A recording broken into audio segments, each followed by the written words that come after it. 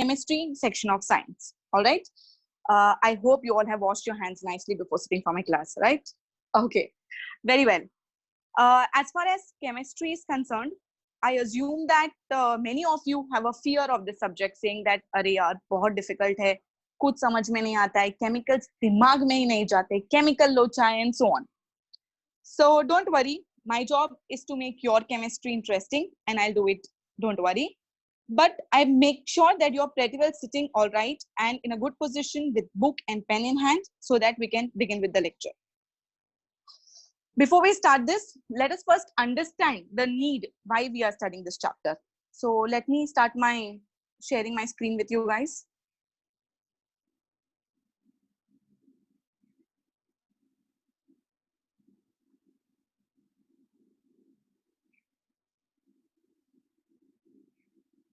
I hope you all can see my screen now. Yes? Can everyone see this picture? The first picture coming on the screen, guys? Okay. So the picture here is of clothes which are kept in a very random manner. And the next picture, which you can see here, the clothes are arranged very systematically. Now, if I ask you that if you want to go for quick shopping, if I just want to do a quick shopping, tell me which of the picture are you going to select? Which place will you choose? Think. And I assume the answer is easier. That is picture number 2, right? But why? Why did you select that? Okay. For this, the most obvious reason would be that here the clothes are arranged very systematically. Because of systematic arrangement of clothes, shopping is becoming very easier, isn't it? So if anything is kept very nicely, we find it easier to do it. Similarly, let me show you one more example. Here, if in case you're searching for a book, which I assume कभी ढूंढना ही नहीं है, but still चलो teacher ने पूछ लिया है और ढूंढना है, तो क्या करेंगे? क्या हम लेफ्ट साइड से सिलेक्ट करेंगे या राइट साइड से? Which one of you, which one, from where would you get the required book very easily? I'm sure the picture number 2, that is the library. Again, the same question. Why? And for obvious. Okay. Sorry, students, for the trouble. So let us start again, which I think you could have heard me. Let us see with the pictures. Here, on the left side, as we had discussed earlier, the clothes are in a very random manner. And on the other side, the clothes are very systematically arranged. So if you're planning to go for a quick shopping, if you want to do quick shopping, tell me which place will you select? I'm sure तुम बोलोगे ये वाला ले सकते हैं, सस्ता है, ये है, वो है. Apart from all that answers, I feel अगर quick shopping करना है, तो many of you would go with this picture number 2. And the reason for using this picture number 2 is because systematic arrangement of the clothes is done. So our shopping is going to be very much easier. Similarly, we discussed about the books. The books being arranged on the left side and the books being arranged in the right side. From where, students, would you find it easier to take the book? To get the book easier is from the right side, that is picture number 2. Again, for obvious reasons, because the systematic arrangement of books is done. So it is easier for us to find the book. Now, why are we discussing all this? How is it related to chemistry? Let us try to understand that. In chemistry, students, the most fundamental matter is elements. Elements, compounds, mixtures, ये सब words हमने बहुत सुना है, पर ये element होता क्या है? Define करने जाओ तो हमको आता नहीं है. So how do we define an element? An element is a type of matter which is composed of only one kind of a substance. You can use various examples like iron, gold, silver, copper. But students, around the year 1800, only 30 elements were known. And definitely, if we know 30 elements, there is a need to classify these elements. So when these elements were discovered, scientists adopted different ways to classify them. Initially, as because we knew only 30 elements, it became simpler to classify under metals and non-metals. Now these two terms again, we've heard about metals and we know non-metals. Metals, if you take the example as gold, non-metals as carbon, but later on, certain elements were discovered which had properties somewhat similar to that of metals and somewhat similar to that of non-metals. So it became difficult for the scientists to classify them. So then a third group was introduced, which was called as metalloids.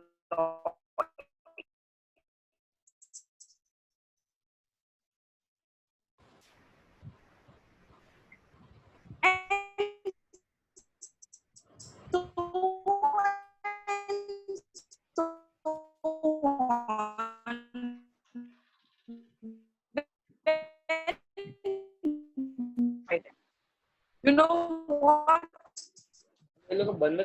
Today, and then to classify the periodic what is the name of the chapter we are dealing with today? Periodic classification of elements. This is the second chapter of your science textbook. The first chapter of chemistry, periodic classification of elements. Let's see who are the scientists who helped us classify these elements. The first scientist whose major contribution was done in the year 1817. He was a German scientist. His name was Wolfgang Dobereiner. Everyone is able to see that? Okay.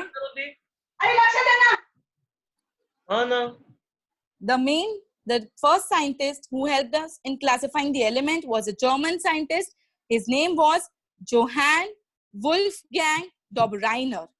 Very important, students. Please sit upright. He tried to classify the elements on the basis of atomic theory, which was given by John Dalton. John Dalton, I'm pretty sure we all have read about him in the previous standard. Okay. So let's move ahead. Let's move ahead by seeing how did Dobereiner help us to classify the elements. What did he do first? He first arranged chemically similar elements. What's the first point? He arranged chemically similar elements. Repeat, everyone. He arranged chemically similar elements. When I say chemically similar, that means they had certain physical and chemical properties to be similar in the increasing order of their atomic masses. What's the second point? In the increasing order of their atomic masses. And what is atomic mass? Think about it. Very good. It's the mass of the element, that is the mass of protons and neutrons. Very good. And the third point, in a group of three. In a group of three. Because it's a group of three, they are known as Dobereiner's triads. What are they known as? Dobereiner's triads. Very well. Everyone, repeat after me. He arranged chemically similar elements in the increasing order of their atomic masses in a group of three. So what is it known as? Dobereiner's triads. We are going to keep these three things in mind absolutely. Now let us take an example that how did he classify them. The first example consists of the elements, as the name you can see, lithium, sodium, potassium. Let's come up with their symbols. Lithium symbol is Li. Students, even after knowing chemistry, you still make mistakes of writing the symbols. In symbols, the first letter is always capital and the second letter is small. In this way, you can distinguish between two elements. So symbol of lithium is Li, sodium Na, and potassium is K. Okay. So as we have discussed, they are chemically similar elements because this was the first point told by Dobereiner. What's the next point, can you think? Yes, they are in the increasing order of their atomic masses. Let's take their atomic masses and write it down. Atomic mass of lithium 6.9, sodium 23, and potassium 39. Okay, very good. Now what did he do in the triad? In the triad, he took the mean of. He took the mean of the first element and the last element. What did he do? He calculated the mean of the atomic mass of the first element, which is lithium, and the last element, which is potassium. When I say mean, that means we are talking about average. And how do we calculate an average? We take both the numbers and add it and then divide by 2. So I hope you can mentally do this simple calculation. After I calculate the mean, what do I get? It's 46 divided by 2. And to my surprise, the answer is 23. And can you see 23 anywhere on the screen? Yes, you're correct. It's the atomic mass of sodium. So what did he find out in the triad? That in a triad, the atomic mass of the middle element, what did I say? The atomic mass of the middle element was approximately equal. It might not always be the same. It is approximately equal to the mean of. किसका mean निकाला हमने? Lithium or potassium. That means the mean of atomic masses of the other two elements. So what should happen in the triad, students? What did we do? The atomic mass of the middle element was approximately equal to the mean of the atomic masses of the other two elements. So this is known as Dobrynier's law of triads. The first and most important law of chemistry, students, which is known as Dobrynier's law of triads. Once again, what are we studying? Everyone, be attentive. I might unmute and ask you any question. What's the first thing? Dobrynier's law of triads. What Hello, did he Purvi do? Yeah, sorry. So, let us revise once again. We are studying Dobrynier's law of triads. And in a triad, what are the three things we are going to do? First, he arranged chemically similar elements. Once again, what did he do? He arranged chemically similar elements. Second point, in the increasing order of their atomic masses. What's the second point? In the increasing order of their atomic masses. In a group of 3. In a group of 3. In a group of 3. Very good. So they are called as Dobrynier's triad. They are called as Dobrynier's triads. And in a triad, the atomic mass of the middle element,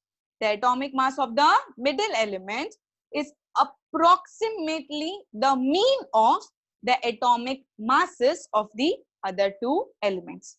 This is how we are going to define Dobrynier's law of triads. Along with that, students, you need to remember this example and its value. Just let me check now whether all of you have understood it correctly or not. I'm going to take one more triad.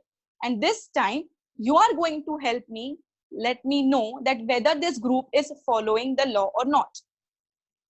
The next group of elements which I am taking is calcium, strontium, and barium. Let's write their symbols. Calcium, I want everyone to write this. Calcium symbol Ca, strontium Sr, and barium Ba. Now be careful. I'm going to give you the atomic masses and you're going to help me know whether this group follows the law or not. I might ask anyone. Be prepared. Okay. So let's see these chemically similar elements and their atomic masses. Okay. So how are you going to do it? They are arranged in the increasing order. What are you going to do, students? You're going to calculate the mean. Which elements mean are we going to calculate? The first and the last one. The first and the last one. Very good. What's the first one here? Calcium. Okay. Calcium atomic mass 40.1 plus 137.3 divided by 2. Very good. What is the answer here? Let us take the first step. Did you get till here? I hope everybody has calculated this much. And have you got this correct answer? Okay, let's check. What's the value? It is 88.7. Now, do you think this group followed the law or not? The question might have come in your mind, "Arey, exact nahi hai." But if you remember the words carefully, it was approximately equal. So we can say this 88.7 is approximately equal to 87.6. And because the atomic mass of the middle element is approximately equal to the mean of the atomic masses of the other two elements, we say that this group followed the law. I hope you are understanding, students. So we say here this triad has followed the law. To follow the law, we have to keep three things in mind. We take chemically similar elements in the increasing order of their atomic masses in a group of three. So they are called as Dobrynier's triads. Now, just in case few students who might have not understood, I am giving you one more example. Let's try to do this now. Elements. Which are the names of the elements? Come on, repeat. Magnesium, calcium, strontium. Now think of the symbols. What's the symbol of magnesium? Mg. Calcium, Ca. And strontium is Sr. Okay, very nice. So they are chemically similar elements. Now I'm going to give you their atomic masses. And how are the atomic masses arranged? They are arranged in the increasing order. Very good. How are you going to calculate? What are you going to calculate first? You're going to calculate their mean. Very good. Let's calculate the mean. After calculating the mean, just check whether you're getting the answer which I am getting here. 24.3 plus 87.6. When you add both the numbers, the value which I get here is 111.9 divided by 2. Did you get till here? Don't panic. Whatever answer you're getting, don't panic. What's the answer? 55.95. Now can I say, is this approximately equal? No, absolutely not. So what has happened in this triad now? In this triad, the atomic mass of the middle element is not approximately equal to the mean of the atomic masses of the other two elements. So what will happen now? Will this group follow the triad? No. Hence, the triad does not follow the law. So if any scientist students has come up with a rule to classify the elements, obviously all the elements should follow this. But this group isn't following. So we cannot continue further with Dobrynier's law. So there are certain limitations. Let us see what are the limitations of Dobrynier's law of triads, which I think you can guess, right? Dobrynier could not identify he could identify only some triads. He could not identify all the elements known to him at that time, because other triads did not obey his rule.